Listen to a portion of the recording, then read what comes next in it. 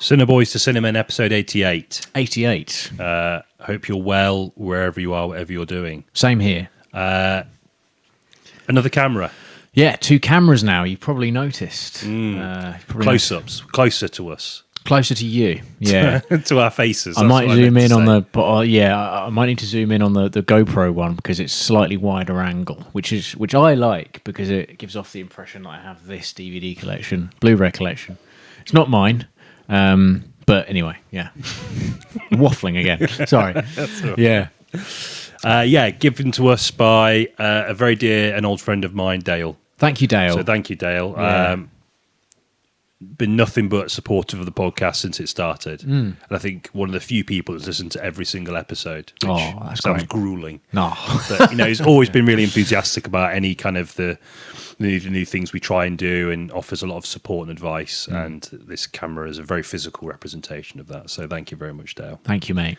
We're not sure if we're doing the tech justice because it's currently balanced precariously on a stool and several books. There's a slew of wires connected to my laptop, and I'm just looking at Sounds it like a fucking Chinook. Somehow it's working. Somehow it's recording on both of them and recording on the audio side as well. Who knows? Maybe it isn't. We'll find out. We'll find out. Yeah.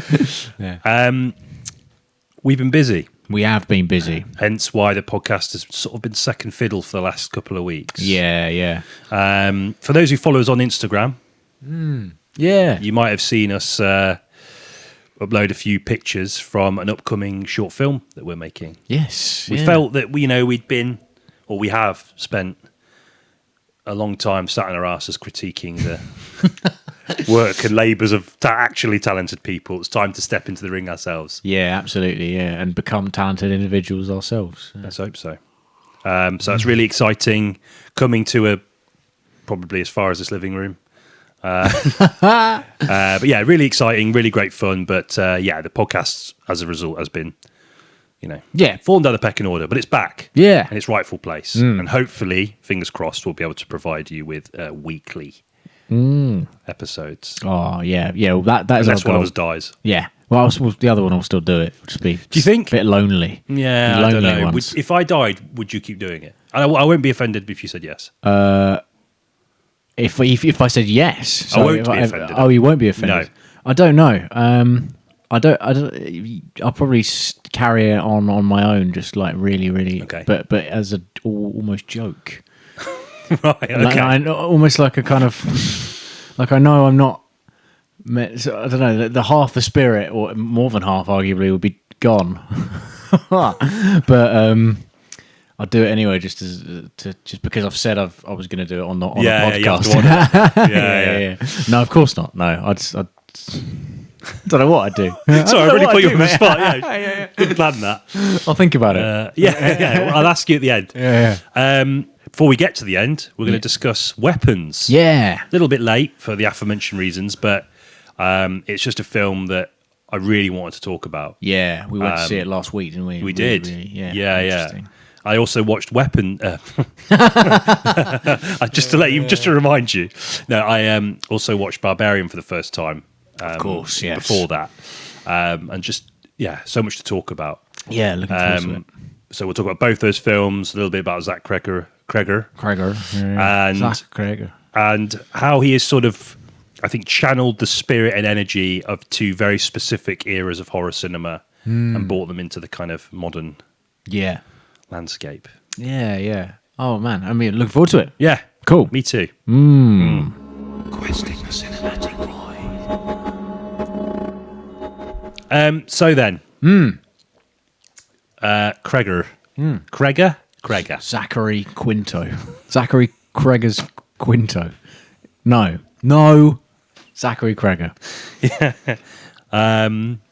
I mean, this might sound like a bit over the top to say this about him, but I think he is the antidote to the serious, brooding, kind of chin-stroking kind of horror pioneered by early A24. Ooh, okay. Yeah, interesting. Because I kind of got that from Barbarian and then definitely from Weapons, and just with returns to talk about more later. With regards to its sense of humour, it's not as Criterion Collection-y. You know what I mean? Right. In that, I do know what you mean. yeah. Even though obviously Criterion released loads of comedies, it's like there's a sort of slight pretentiousness about the A24 output. Although a lot of their stuff is great, and especially their early stuff, yeah, there is a sort of self-seriousness. I think so. I mean, although it's sort of strange because if you think about it, Midsommar has some really funny moments in it. So Yeah. I'm aware that kind of comment definitely there's holes in my argument already developing that I've only just become aware of.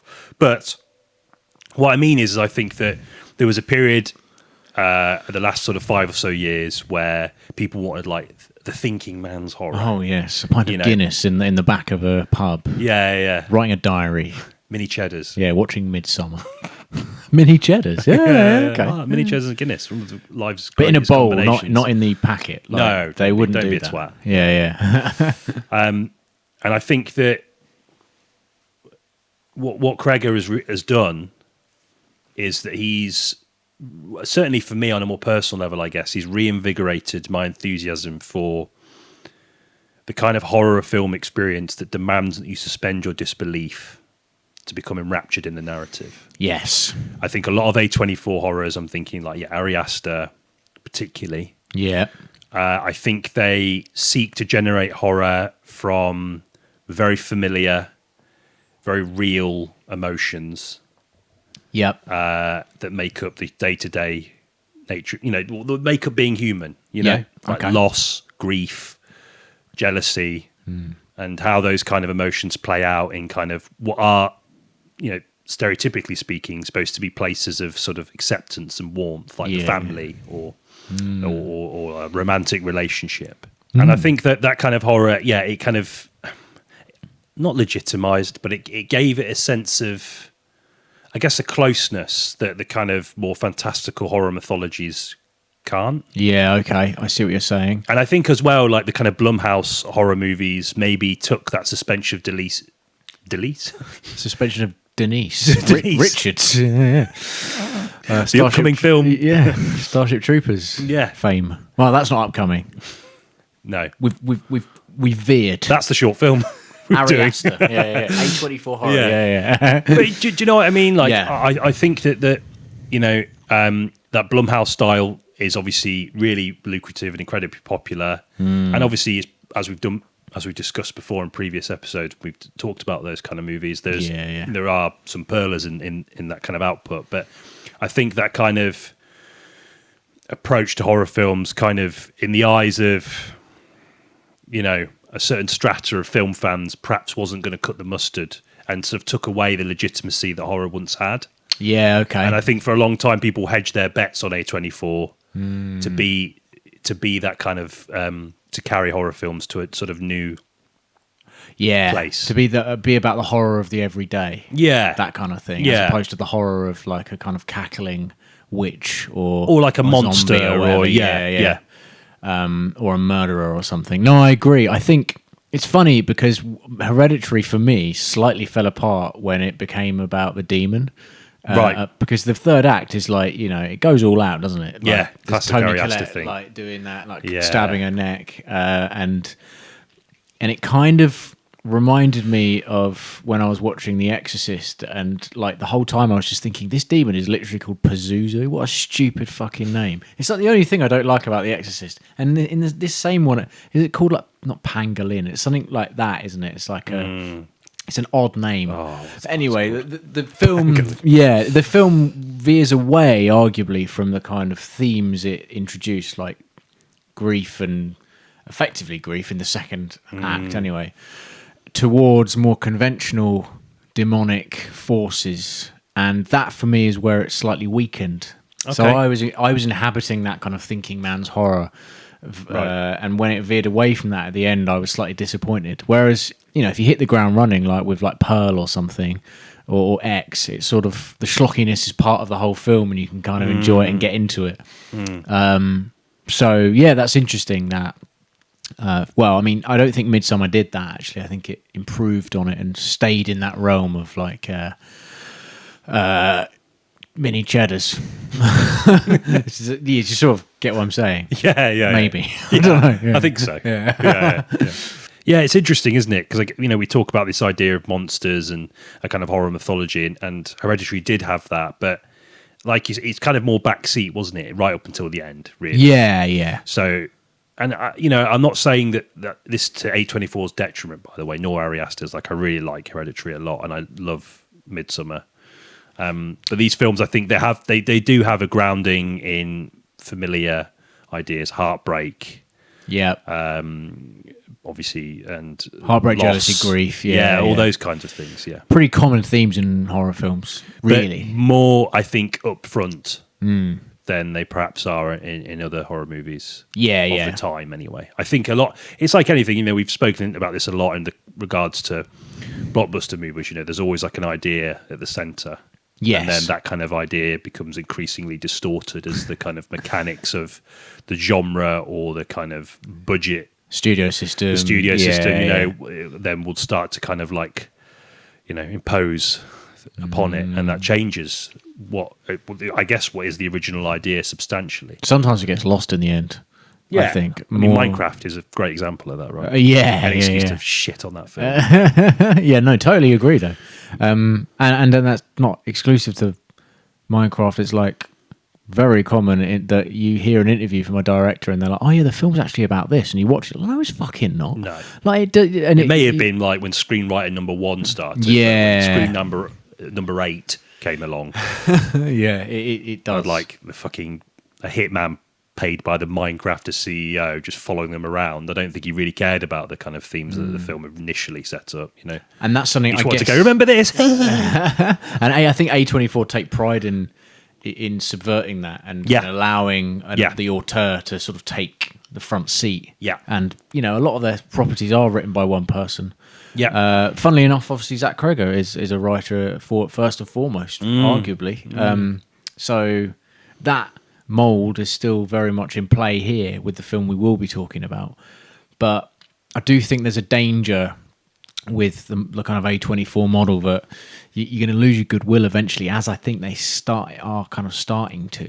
Like Death of a Unicorn, you know, that kind of works that haven't been quite successful and been largely quite forgettable and abstract to the point of alienation, I think, sometimes. Would you agree, or do you think I haven't seen Death of a Unicorn. Well, so neither have I. I've judging read on the about box office numbers, the trailer didn't really do a lot for me. But then the trailer of Sinners didn't do a lot for me, and I loved that movie, so it's difficult. But I think you're right. I also think that what, you know, Cregger has done and A24 horror films don't do is the spectacle of horror. It's more about the quiet, the silent moments. Yeah, you know? right, okay, yeah. And sustained periods of silence too. Yeah. I think Cregger does have that, particularly in Barbarian. Well, actually, no. In Weapons too. I mean, Weapons is quite a slow burn movie, arguably more so than Barbarian now I think about it. Yeah, Weapons has a really interesting dream sequence, which is effectively just that. It's just quiet, and the horror comes literally from the quiet. That's nothing new, but in a film that is largely quite sort of brutal, arguably, I mean, it's called Weapons, it kind of embraces that quietness and that like Lynchian sort of undertone of nastiness. And yeah, that is, I mean, would you say A24 stuff has kind of tried that? I mean, they have tried that kind of thing in the past, really, haven't they? What, the kind of slow? Yeah, the slow burn. Totally. Yeah. Like, Midsommar is a very slow burn movie, right? And that's part of its brilliance. I think so. Yeah, that creates that kind of sense of unease. Because you're kind of all, you know, it's all of those themes are just running very slowly. Yeah. And they occasionally pop with these kind of like exchanges, you know, between the characters, but it's just a very slow moving beast. Yeah. And you really sort of languish with those things. And you're left to, and I remember I've not seen it for a very long time, but the first time I saw it at the cinema, it was like quite stressful. Oh yeah, okay. You know, yeah, so again, it's a point of saying, in a good way, by the way. Yeah. You know, it's a point of saying that I'm not shitting on those kinds of movies. I just think it's interesting that there was an expectation, I think, that was set up in part by the Blumhouse and, you know, stuff, and the Blumhouse adjacent kind of horror movies, which are more straight-laced, which are more popcorny in their approach. Yeah. And they do fill a void, a fun void, Yeah. but they don't necessarily linger with you in the same way that I think A24 horror films aspire to. Yes. And I think that gave horror a sort of sense that it has to be like that. Yeah. And an internal logic that made more sense than like the horror films of yore, the horror films that expect you to just leave your disbelief at the door. Because, I mean, don't be wrong, it can be really great fun. You know, if that's the intention of like, you know, when we because obviously we hang out quite a lot with all the other Cineboys and stuff and watch movies, and sometimes we'll pick films that are deliberately shit because it's fun. Yeah, it's fun to laugh at some of their elements and sort of poke fun at narrative holes and all that kind of stuff. I was just thinking like, kind of like naff special effects. Yeah, that kind of thing. But I do find it slightly reductive an attitude to have when to every horror movie people go, I wouldn't do that. It's well, obviously you wouldn't. And I think I've said this a lot, but like, if you think like that and you expect all horror films to think like you do in those situations, like 75 to 80% of those horror films wouldn't exist. Yeah, they wouldn't go into the attic. They would fix their car. They would bring their phone. Yeah, you said You know what I this. mean? Like, you know, and Yeah. I definitely have said this on this You podcast said that. before. You said this to me when we left Weapons. But you know what I mean? It's Yeah. you know, that's whole part of the package. It's the spectacle and the sense of disbelief that makes horror films so enjoyable. And there are various different ways in which a horror can be more enjoyable. Obviously, the A24 route is to be brooding and slow and to rely more on the human experience. Yeah. Or the films of Cregger, which do have that in them, but I think they are, conventionally speaking, more straight-laced horror experiences. Certainly Barbarian. I think Weapons is slightly more, not necessarily mature, but I think it's an evolution of his filmmaking style and approach to the genre. Yes. But I do think they're grounded in two very specific eras of horror cinema. Agreed. Yeah. So yeah. Barbarian to me is grounded in like the kind of reverence for the kind of early sort of late 60s, early 70s kind of like American horror movies. You know? Okay. Yeah. The Tobe Hooper, Right. Yeah. you know, your Wes Cravens, that kind of stuff. Yeah. Okay. Yeah. Agreed. Actually. Yeah. Weapons is more. Like 80s suburban slasher. Yeah. Oh, 100%. Actually, I didn't think about it in that way, but you're right. Yeah. It's more like Nightmare on Elm Street or something. Yeah, that was the vibe I got anyway. I Yeah. don't know if you thought. No. Yeah, I agree. Barbarian. I mean, it's been a little while since I've seen it. I was going to watch it with Dan when I went to see fellow Cineboy Dan McKenzie, shout out, in Milan. Hello. Because he introduced me to Barbarian. Yeah, I remember him talking about it a lot. Yeah, he loves it, and I absolutely I thought it was great as well. Excellent. Really Yeah, good. Yeah. So we had a long discussion about Weapons as well, actually, whilst I was out there. But it Barbarian has that like slightly difficult to predict in the sense that the plot veers to different avenues for a little while, and it's more about introducing new characters halfway through and unraveling a mystery. Whereas I think Weapons is still unraveling a mystery, but the characters are more, like you say, in terms of that maturity, they kind of establish the characters more early on, and they give them depth and nuance. And nobody's really that good in Weapons, whereas Barbarian has more kind of black and white moral characters, I suppose. Yeah. Yeah. I think it leans into the kind of archetypes, particularly in terms of like around femininity.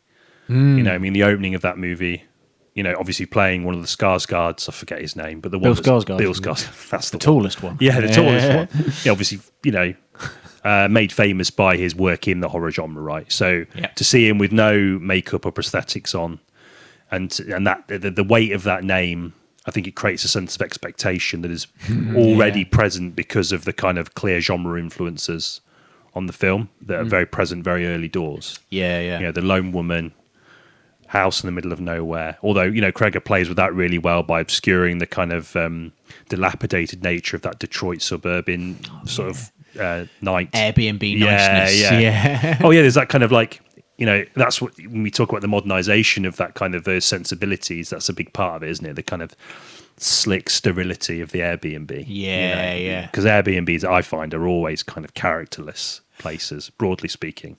I think so. Yeah, I think they invite you to project your own kind of basically your own personality onto them quickly, as do like hotel rooms where it's presumably got its idea from. But what I loved about Barbarian and its handling of that sort of Airbnb theme is that you never consider that to happen to you. You kind of assume that a kind of conglomerate, sorry, I should say, that owns this company that rents out houses has some kind of checks and balances with regards to like who can stay there at any one time. But in reality, you don't know that, do you? You don't scroll through the terms and conditions. No. So it plays on that.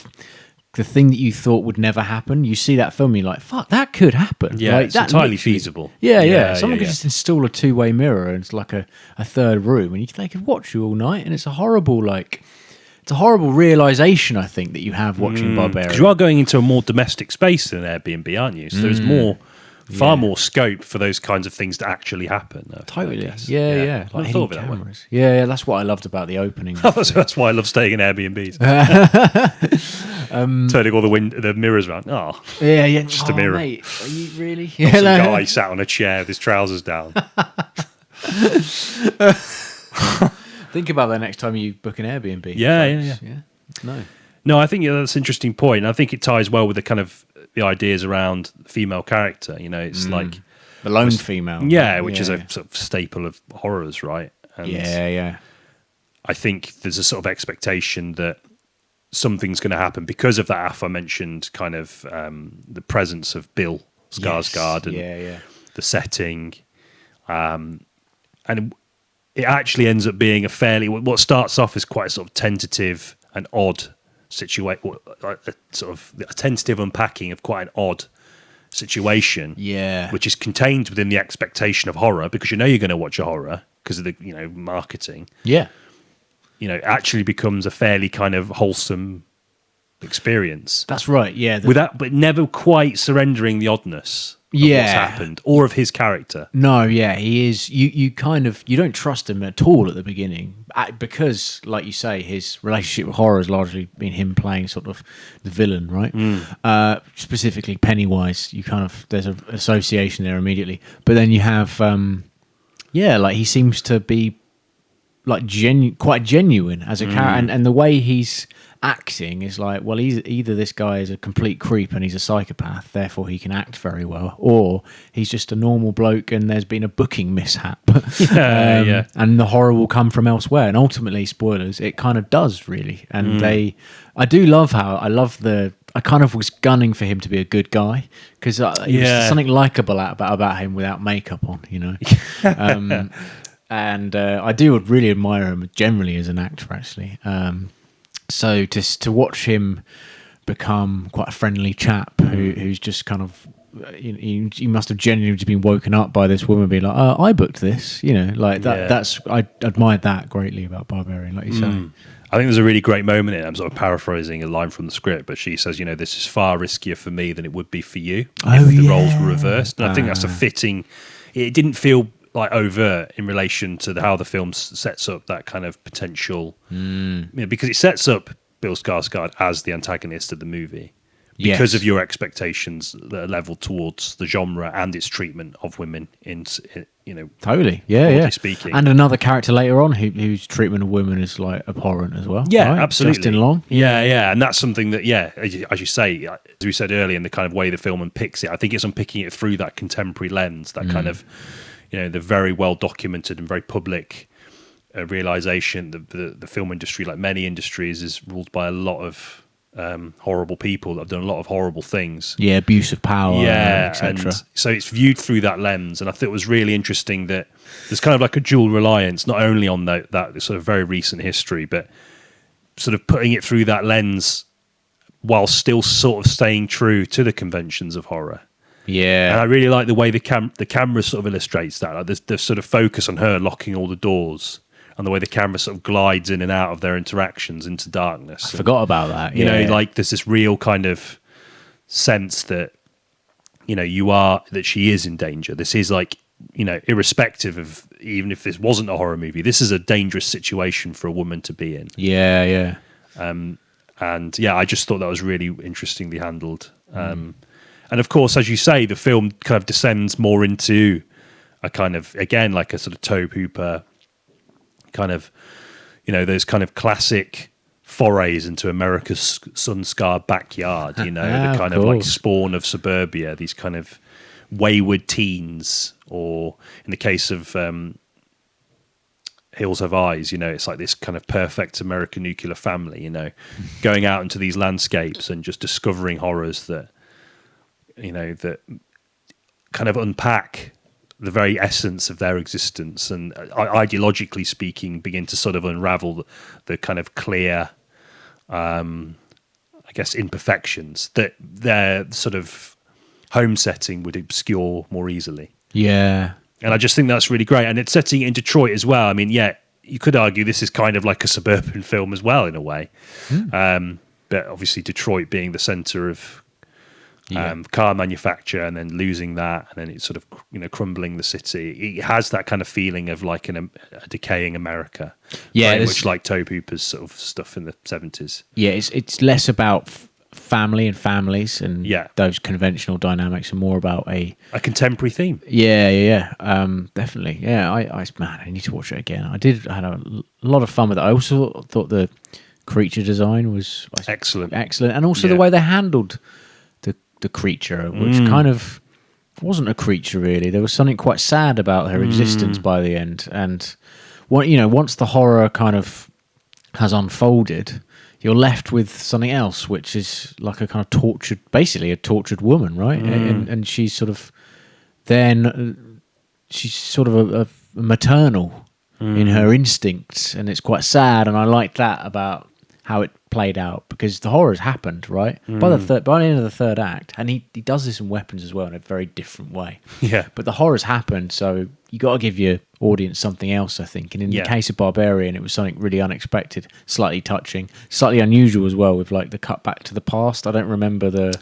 with the serial killer. That's it. Yeah. The film wasn't afraid to deviate from the central narrative, which I thought was really interesting. Because I remember that scene where it sort of follows him from behind, and he gets in the car and he like goes to the shop. Yeah, and he comes out and sees a woman and goes home and pretends, and it's almost like, well, she's dead. You know, he's setting that up, but then he doesn't go back to it. Yeah, and you only see that, the outcome of that, in the present, when Justin Long's character sees the identical dress that on the side that the woman was wearing that he was following. That's it. Yeah. So there's all these little, really subtle ways that he kind of plays with narrative, and I think the boldness to leave that, but in a way that would result in something meaningful, I think is really great and really commendable. Definitely. Yeah, fantastic. Yeah, and Justin Long as well. I mean, again, we mentioned it earlier, but obviously, he is representative of that kind of male sort of the predatory male, which was long sort of ensconced in the kind of within the kind of Hollywood machine. Yeah, it's interesting just how joyous he is right before he gets the news. Yeah, when he's like, the scene I remember really vividly is him like driving down this kind of sun-bleached road. Yeah. I think he's in LA, along. Isn't he? He's in LA, and then he gets this phone call, and like it's his whole character's flipped, and arguably the rest of his story is him dealing with that. Really, isn't it? And there's a really nasty bit as well where he's talking to someone at a party, and he kind of he's in the pub, isn't he? I think that's Zach Cregger. Oh, is it? Yeah, really? Yeah. But he sort of simultaneously admits to all this wrongdoing, whereas like concealing it in all this is like, it wasn't my fault. It wasn't my fault. Yeah, kind of thing. It's fairly typical of a lot of predatory men, I think. Yeah. Especially particularly when the lid blown off and it becomes in the public domain. That's it. Yeah. I thought I was really sort of committed, sort of horribly committed performance. In a way. But even towards the end of the movie, when he decides to try and help the woman, you think there's maybe like a moral realization that of course doesn't absolve him of what he's done, but you can see that maybe he's kind of like, and I thought that would have been quite cheap if the film stuck with that. Yeah. And then I was quite pleased, not pleased in the sense, it doesn't let him atone. But no, it? exactly. Yeah. Like he is still a sort of self-serving, conniving, lecherous sort of pervert, and irredeemable, really. But there's complexity to that. Yeah. And he ends up throwing the woman off the water tower to try and save himself. Of course. And then and then he obviously gets his comeuppance. Yeah. Getting his head crushed. I think by the beast. Or the That's woman, right, the sorry. woman. Yeah, the maternal lady who sort of misunderstood, kind of like the cave troll in Fellowship of the Ring. Just in the sense that the backstory to that is like very sad, and it's looking for its mum. Is that the backstory? Yeah, apparently, that's what they based the design on. It's sort of a childlike, sort of hapless, wandering beast trying to find its mum, basically, and that happens on the Fellowship instead. Oh. Slight deviation again. Sorry. No. But yeah, the Always same thing applies really. There's something tragic about the monster. Yeah. Kind of Frankenstein type thing. Oh, yeah. Within its tragedy, it reveals more about the human beings that it terrifies than it does about the monster itself, right? Yeah, exactly. Yeah. Loved it. Really liked Barbarian. I need to, after our discussion, I will watch it again. It's a shame I didn't get to see it again before the podcast, but I have very fond memories of seeing it in Italy in Dan's flat. So, good stuff. Yeah. And a calling card for Cregger, who used it to secure a $10 million deal for weapons, of course, which is a lot of money for a second film to be earning. So clearly Warner Brothers thought there was a lot of promise. Yeah. What was Barbarian Blumhouse? Or No. A24 or No. 20th Century Studios? So Warner Brothers nabbed him from them, of course, for the second one. But yeah, really impressive debut. Well done, Zach. So that brings us to weapons. So, the suburban slasher, Yeah, I felt, definitely was a huge influence. Oh yeah. Not just in the kind of, obviously, the setting and the way it's shot. Lots Yeah. of kind of blues. Oh yeah. But in the way, and I think we've discussed this before on the podcast, but there's a lot of interesting sort of narrative deviations in Nightmare on Elm Street that are very scarcely uncovered, but there's enough that's done by Craven to suggest that suburbia is kind of a place of sickness and sadness, loneliness, pain, all of these kind of emotions contained in each house. Insincerity. Yeah. And it's almost bonded by that insincerity in the sense that Yeah. everyone's pretending that they have to be, sort of like almost, they're almost kind of like indebted to suburbia for giving them so much. Yeah. And very much the ideal, the American dream that kind of underpins it. Yeah, totally. Which, of course, was waning by that period. But the idea of the American suburbia, I think, even by the time of Nightmare on Elm Street, was still a very kind of trenchant sort of desire, I think. Yeah, same decade as Blue Velvet, for example. Yeah. Which takes an much odder direction. Yeah. But you're totally right. And then to have the characters be teenagers, whereby their hopes and aspirations haven't necessarily aligned to that suburban. No, because they've seen their parents. Exactly. Particularly Nancy, and her mum sort of slowly revealed to be drinking very heavily, isn't she? And actually, alcoholism is a big theme in Weapons as well. Definitely that kind of film is a huge influence on Weapons, and to see that theme feel as fresh as ever is really, really exciting, I think. Yeah, it's kind of like the way it sort of, it made me think so much about Nightmare on Elm Street because of that kind of way in which the horror mythology of like a dream demon or a witch in Weapons, it's spoilers. It's more easily hidden to the characters because of how submerged they are in their own trauma. Yeah. Okay, So in the case of Weapons, you've got, the teacher who's an alcoholic. Yeah. A functioning alcoholic. Yes. But she's also someone who, as a result of being the teacher whose almost entire class disappears, Yeah. is placed under the microscope by the community. That's right, yeah. And questions about her professional conduct suddenly bear more weight in the light of this event about the way that she just, obviously she's a teacher that really cares, but that, puts her in a position where she strays beyond the boundaries, the professional boundaries, into something that could be seen as dodgy. She picks the kid up and takes them home. Yeah. She hugs them, which I know in more mainstream schools is certainly a no-no. Yeah, I said today. For Yeah, sure. yeah. So that almost sort of comes back to haunt her. And then of course you've got Josh Brolin's character, who's obviously a father that's riddled with guilt for perhaps not for being loving enough to his son. He's a hard-edged bloke. Yes, and his son, as a result, is sort of revealed to be A bully. bit of a bully. Yeah, which I thought was really that was interesting. really cool. Yeah, I really liked that. Really clever sort of handling of that. Literally no one in this film is. No one is everyone's perfect. really flawed. Yeah. And the child is probably bullying as a result of having a sort of difficult relationship with his parents. Completely, especially It's all there, his isn't dad. Yeah. You've also got the not the sheriff, the cop. Alden Ehrenreich. Yeah. Who's in a kind of loveless relationship, very domineering. Yes. Partner. Whose dad is his boss. So there's this kind of like he's almost trapped in It's that. his father-in-law, isn't it? Yeah. And which is he kind of makes the dynamic even more interesting, I think. Yeah. He's a recovering alcoholic who gets dragged back into that world by aforementioned teacher. Yeah. And he's based on John C. Reilly from Magnolia, apparently. Okay. His moustache and all that kind of stuff. Yeah. God, I don't know why I didn't see that. Magnolia is weirdly quite a big influence on weapons, Definitely. actually. Yeah. Now you say that, yeah. The kind of dichotomy of like how, the different characters, it kind of like flips between them and that kind of stuff. But it's a big ensemble piece, really, in a way. Oh yeah, totally. Yeah, there's also like a kind of slightly stereotypical, but fleshed out enough to be interesting. Did like the kind of junkie as well.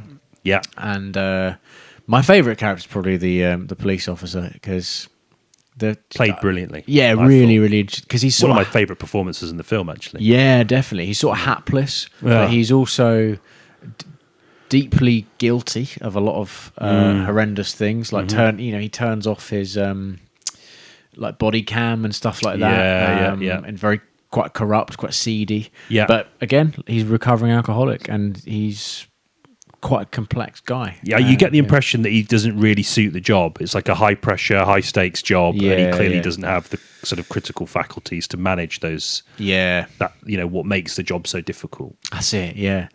Although initially, when you meet him, he's you think he's quite put together. Yeah, quite suave initially. Yeah. It's again about the fronts that people put up, isn't it? Completely. Yeah. Yeah. Same with Julia Garner's character. She, at first you kind of think you just feel a bit sorry for her, and she's just trying to get on with her job, and then as the film progresses, you realise she's a bit devious, a bit manipulative, and really interesting. Really flawed people. And that's what makes it more interesting to me than Barbarian, actually. Like, just the way the character dynamics unfurl is more complex. Yeah, I think there's more confidence in staying in with those characters. Yeah. And it's funny because we went to see it together, and I could sense a slight sense of boredom amongst some of the other people in the cinema. Really? Okay. Yeah. Do you hear those people just talked the whole way through the film? Fuck. Do you know what? We didn't mention it after the film because we had such a good time with it, but fucking hell. That was outrageous. Awful. And then when they weren't talking, there's another person like seemingly rustling a bag of popcorn endlessly. Yeah, I don't really know what that was about. Strange. Really strange. I just think some people I honestly, I don't get it. I really don't get it. Yeah, I think as soon as the plot was something other than linear, they were like, not interested. Yeah. And like, spoiler alert, this plot is not really that linear at all. It hops between characters. Yeah, it sort of orbits around a central narrative spine, but from the different perspectives. Yeah, that kind of thing. Nothing new. No. Audiences should come to expect that kind of thing these days, and it's an interesting narrative device when deployed well, as it is in this film. Yeah.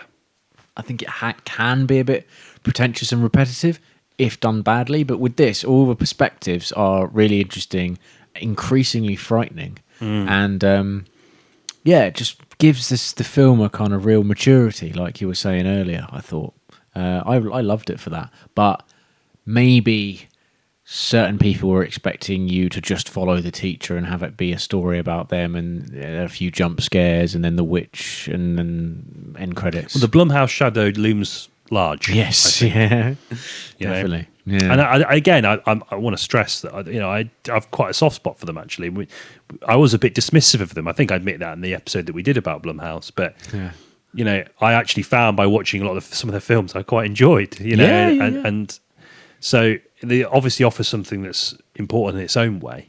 Yeah.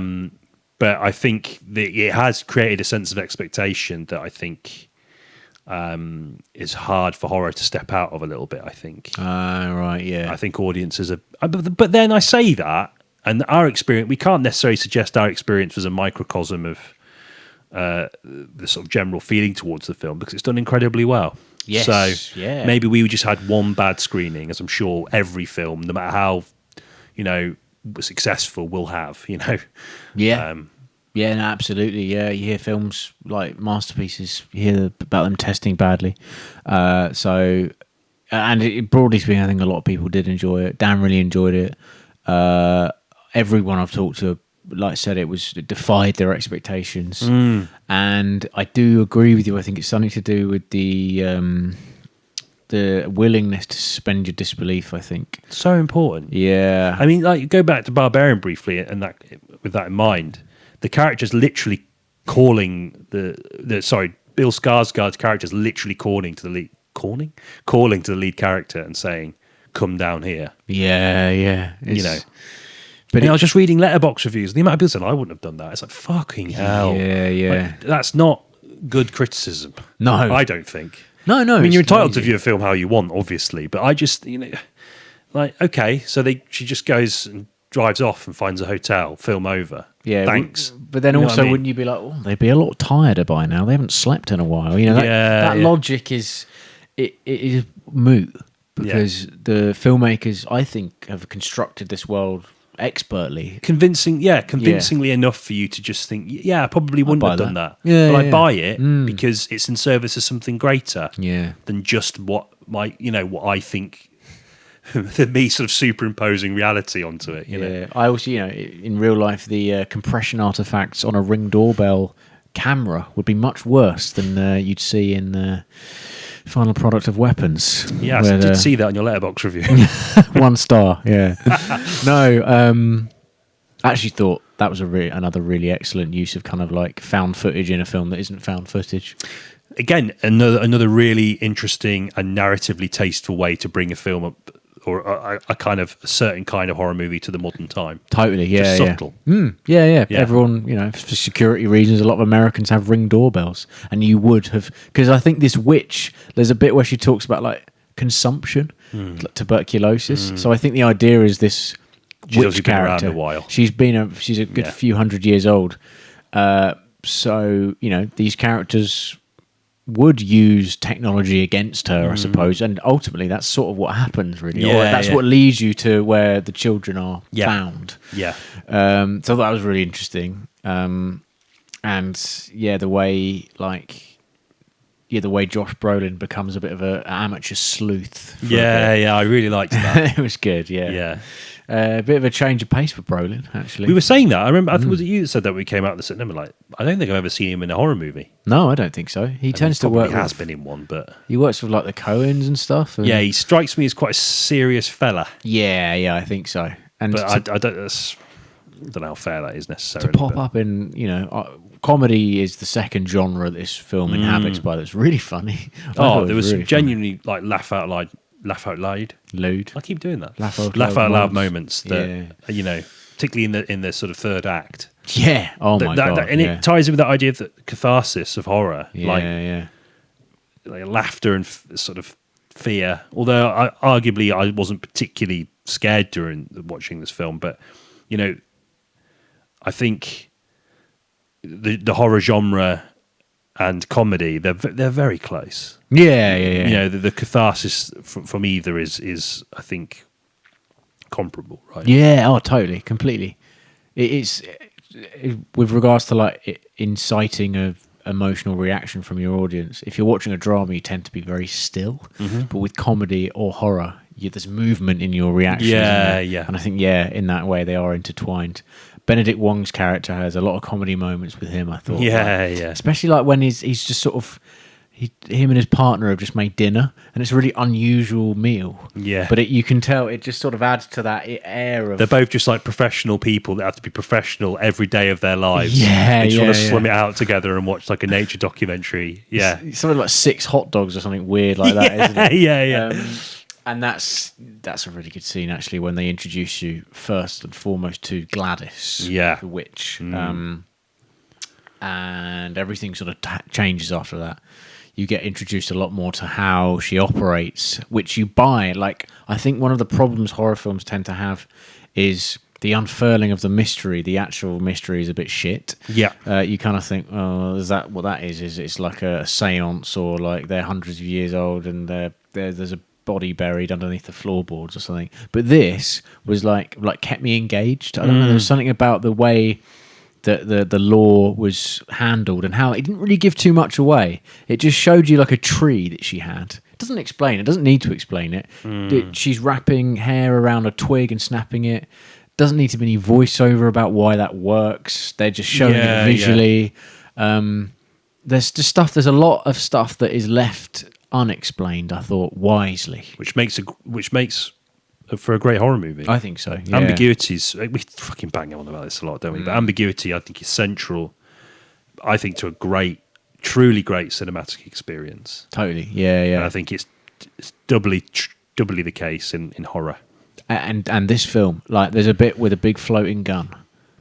Don't know what that's about. I liked it though. I liked the imagery. It was almost it was that's part of a dream sequence which I adored and has seared its way into my brain. Not for being jumpy, but for being really tense and unusual.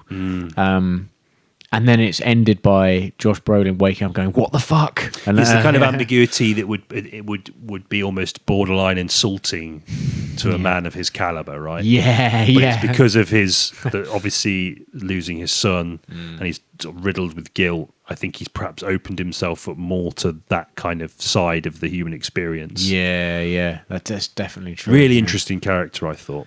And again, not someone that was played as, he wasn't like insufferably blokey. It was just inferred by the environment that he inhabits professionally. Yes. And I thought it was a really sort of interesting moment where he goes on site to a job and he's made 2 gaffes that have set the project back, and he's kind of embarrassed, Yeah. I just thought, again, that tells enough. He doesn't go onto a building site, what the fuck are you doing, you old twat? Yeah. And someone's going, oh, sorry, sir, and he slaps a sandwich out of the hand and like, I'm bigger than you, mate. It's inferred through the dynamic and that very brief interaction with that guy. That's and the embarrassment he feels about getting that wrong, even though he's going through what you would argue is probably the worst thing to happen to anyone. Losing a child, he's still embarrassed. Actually, he's made a professional error.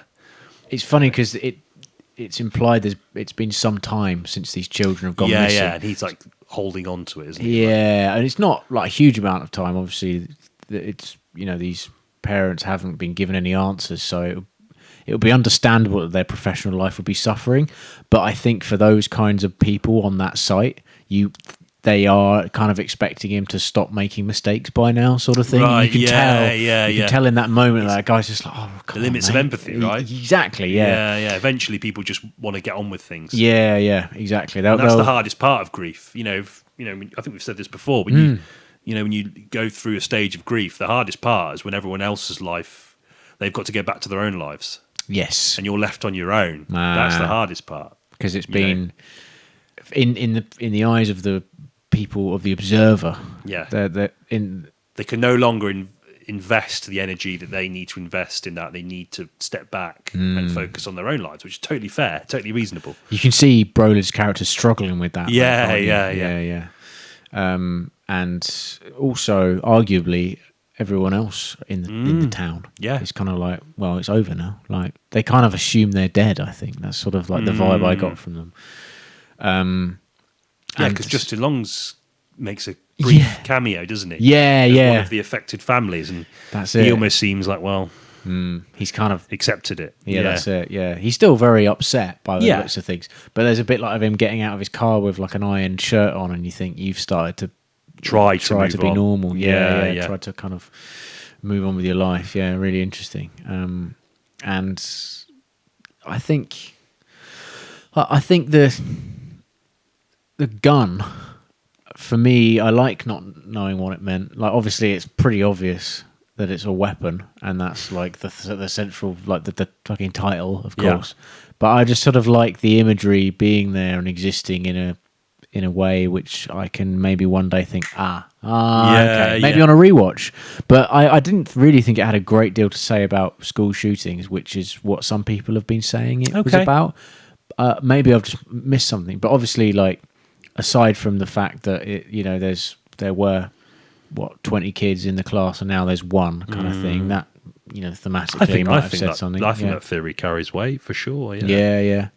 But I mean, in terms of the plot and the way the plot unfolds, it's very much more about witchcraft than it is about disenfranchised youth, I thought, and what that can do to people. But that was enough for me. Like, the whole stuff at the end about the salt and drawing lines on and all that kind of stuff, a bit Blair Witchy and a bit like... Yeah, I bought that. I really, really did. Yeah. It was good. Yeah. Really good. I think that's Cregger's great strength, is that he knows how far he can push his influences. He knows how far he can linger with the kind of what we would both agree is kind of familiar stuff. Yeah.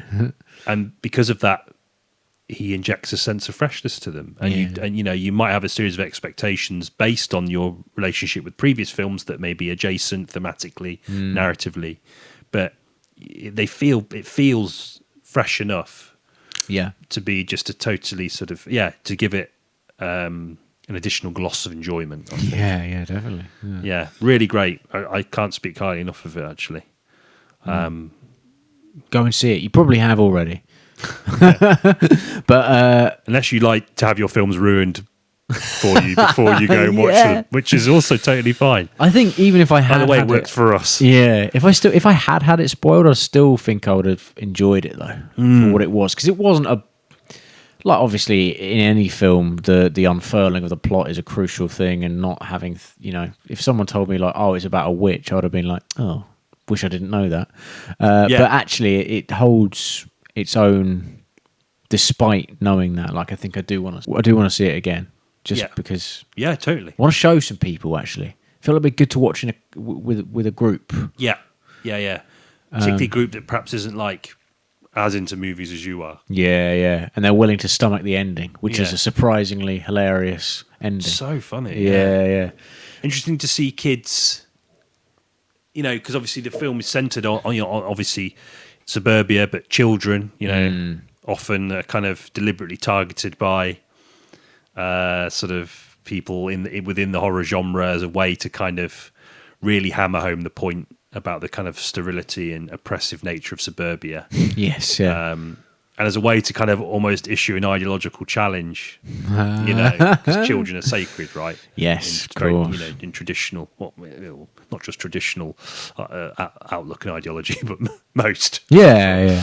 So it's the kind of the inversion of that slightly. The children don't necessarily, they don't. There's no. They're not on the receiving end of anything gruesome. It's them being gruesome. Oh yeah. Which is a pretty gruesome ending as well. I just think... Not as gruesome as I expected it to be, though, weirdly. I don't know why. I always have this feeling like horror movies kind of market themselves as this is grim. Yeah, and you go in thinking, oh, I had that with The Substance, actually. I remember thinking, people said to me, it's like really like, oof. And I went to see it, and I was like, eh. There's a few cracking spines. And I've got quite a soft stomach. Especially in my older age, I've been put off watching certain films because I know they're supposed to be quite violent. I have to be in the right mood. I've got a bit more sort of wimpy in my older age. I think it happens. Yeah, no, it happens, right? Yeah. It does. Yeah, especially I think as you get older, you do just take on burdens of morality, and then watching gratuitous violence can just be a little bit like really. I think it brings you. Yeah, I think it hits you harder. Someone told me about the black phone and said I couldn't fucking watch it. Really? Yeah, because it's against children. Right? I mean, again, yeah. I mean, and that's a 15, which I was quite surprised about overall. I think it must have skirted the line because the violence isn't necessarily gratuitous, but it's kidnapped kids, right? Or the children when they're fighting each other. It's horrible. Oh, it's awful. Yeah, really hard to watch. Yeah. I actually found that harder to watch than a lot of the other violence in the movie. At the beginning, and also there's a kind of slight abuse angle with regards to the parents' attitude towards the kids, which is hard to watch. And if I was 15, 16, I probably wouldn't have cared nearly as much. No, which that's true. Actually, I'm very lucky not to have experienced anything like that myself, so I would have been pretty desensitized by it. But now, knowing what I know and knowing what can happen, it's like, fucking hell, that's bold. And then, in a way, Weapons sort of inverts that a little bit by making the children, despite the fact they've kind of been numbed by this spell. So, they have agency in the fact they can crush her skull with their heads and eat her, which is what happens, by the way. In case you haven't seen it, I'm really sorry. It's just it's proper out there, but I liked how it knew its goodwill with regards to scaring you was sort of spent, and it gave you something else at the end. 100% agree. Yeah, Absolutely. Yeah, good stuff. Good, clean fun. One of my favourites of the year, I think, so far. Okay, yeah. Warner Brothers are really, in terms of, they've got Sinners, they got this. I know Minecraft. Let's stay on that for a moment, actually. Yeah. Minecraft. I know, yeah, but it's done well for them. Like box office wise, it's been a really good year for Warner Brothers. Yeah, well, they were on the ropes for a while, weren't they? So I think they needed a few hits. Yeah, was it you that told me that they're focusing more on original properties? So the kind of the noise coming from within Warner Brothers is that they're seeing that audiences want something different. Yeah, and we do. And and they want, they want to focus on films that are kind of separate from the kind of franchise filmmaking that has dominated Hollywood for the last 25, 30 years. Hopefully that in and of itself isn't just a marketing maybe? ploy. I really hope it's not, and I hope that's sincere, because I really like that angle. And I mean, they could lead the charge on that at least for a while until everyone else catches up. I think it's a strange time now. I think, these films have shown that approach has legs. Yeah, there's just more risk, and it's just be interesting to see if other studios are prepared to commit to that risk, or are they going to keep trying to remind us how great RoboCop is by making another shit remake. Yeah, I don't know. 12As. Yeah, slew of 12As. Absolutely shocking. Yeah, no, I hope Warner Brothers do, because they gave us Sinners, which really surprised me, and they gave us Weapons, which I heard was amazing and still really surprised me. So, and they gave us Minecraft, which even more surprising. Really, surprising in that I thought I was going to hate it, and I sort of did. Yeah, surprisingly unsurprising. Surprising that I thought taking 2 pieces of sun-hardened dog shit and cramming them into my eyes would have been equally as fortuitous an experience. Yeah.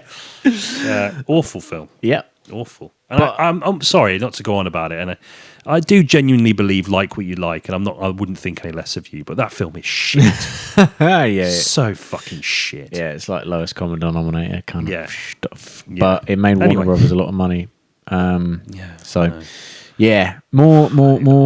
horror. Yeah, invest in some new stuff. Yeah. Please. We'll end it there. Yeah. On a prayer. No, a question. A demand? A question and a / demand. Yeah. Good. You heard us. Questing the cinematic void. Well, there we have it then. Yeah, Weapons. good to be back. Sorry, I completely... Well, there we have it then. Weapons. I'll keep both of those in. Yeah, keep them in. Yeah. Just revealing how rude I am. No, not at all. It's just natural human discourse, which, is fine. Yeah. In the podcast setting. Indeed. Enjoyed it. Yeah. Good to be back. Yeah, definitely. Really nice to be back. Apologies for being away for so long. Lots going on. I'm super fucking busy. We've got the film. Film is on the rails. We're going to be editing that soon. Really looking forward to talking about that a bit more, maybe. Yeah. Just from the perspective... I'd like to talk about film from the perspective of people that have recently tried to make one. And just like imagining the challenges that filmmakers must face. Yeah. No, I agree. It's funny. I think, was there an interview with like Edgar Wright, and someone asked him, like, why do you never slag off films? Yeah. And he's like, because I know how hard it is to make them. Yeah. And I often think that sometimes when it's not often we really lay into many movies, is it? But when we do, I come away and think, fuck, there's still a lot of people that worked hard on that. Yeah, it's quite draining, isn't it? Like, yeah. You kind of feel a bit dirty afterwards. Yeah. No, but I think even though our film is like a short little movie made amongst friends, they were, it was hard work. Yeah, and totally it made was. it almost made me realise, something I've always known, but it kind of reaffirms it, that there's a lot of hard work, a lot of love goes into these things. Definitely. Yeah. I think a lot of our frustration, or I don't necessarily speak for you, Ben, but a lot of my frustration in the context of Minecraft, because I've laid into it a lot this episode, but it doesn't necessarily come from the people that make it. I'm more just pissed off at the people that fund it and come up with it, and their skills are better needed elsewhere. Yeah, definitely. Yeah. We're not ragging on the boom operator. No, not at all. What are we doing next week? We are doing highest to lowest. Yes. Spike Lee, Denzel. Oh. Weirdly, another Denzel episode, so maybe we'll get like a disproportionate amount of watchers on our YouTube channel. Have we mentioned that on here? I think we might have done, yeah. We must have done, because it's getting ridiculous now. There's like over 5,500, 6,000 views on that one video, which isn't even a visual one. It's just when we uploaded all of our audio episodes. So strange. And it's funny because we don't have many comments either on it, or generally. I remember we got a comment from someone in Spanish telling us that we aren't worth the bread we're buttered on. I thought, fair enough. Yeah. Quite eloquent, really. Yeah, which is, I think it's like a Spanish expression that you're just not very good or something. And maybe I'm getting that wrong.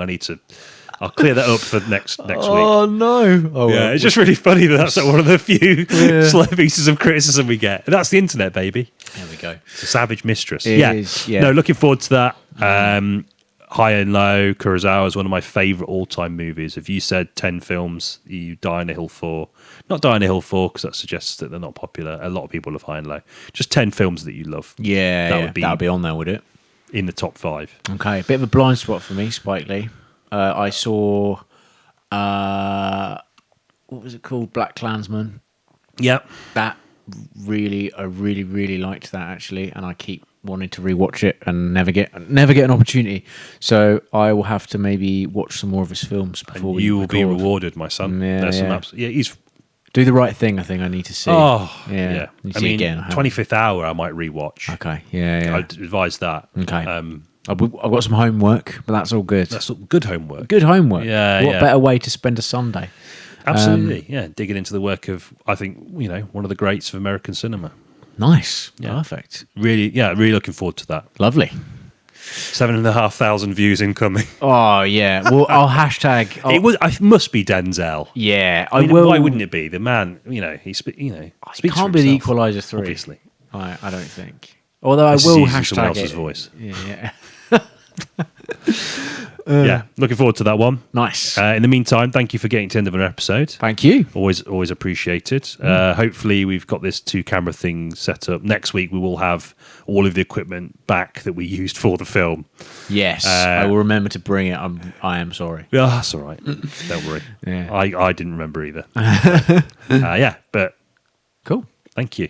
See you next time. See ya. Bye. Bye.